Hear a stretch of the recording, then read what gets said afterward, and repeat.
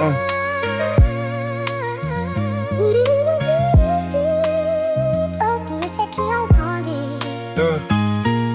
tous ceux qui ont grandi à la fin des années 2000, ceux qui sont nés entre 97 et 2002, replongez-vous avec moi. Petit-déj au miel, pops devant les mini-justiciers. Mon seul problème à l'époque, c'était au lit ne pas pisser. À cette époque, on n'avait pas à prendre une seule décision. Qu'est-ce que j'ai pu détester, poser ces putains de divisions. Tous les gars de ma génération étaient matrixés par le catch. Adi sous le préau à jouer à cache-cache. Quand ma mère me disait que dire des gros mots c'est mal, casser des sommiers à faire des You Can See Me de John Cena. Quand notre seul bonheur, c'était de se faire des guillis. Ou bien le soir après l'école, c'était Gulli. Comme Spider-Man, je voulais grimper sur le mur en EPS en 5ème.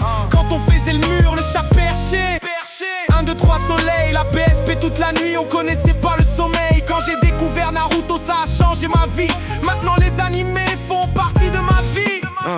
Dédicace à toutes ces filles dont j'étais amoureux. Grâce à elles, toutes mes journées étaient plus savoureuses. Jamais j'allais leur parler parce que j'avais pas de couilles de me prendre un gros râteau.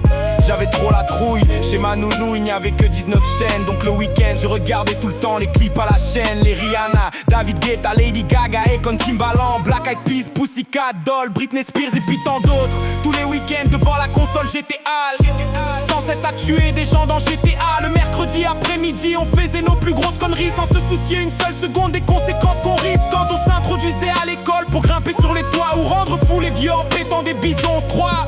Des cartes Pokémon aux batailles de billes, des cordes à sauter, tous ces trucs de filles. Les classes découvertes et les appareils photo jetables. À la récré ça se moque de mon physique, rien à foutre je tape. À cette époque y'avait pas du Corleone Freeze, mais on connaissait par cœur, ça m'énerve d'Helmut Fritz. Je me rappelle quand j'ai découvert Michael à sa mort. Les publicités d'action mènent Hot Wheels, forcément sa mort. À cette époque on se voyait grand, on était minable. Quand j'y repense, quelle putain d'époque formidable.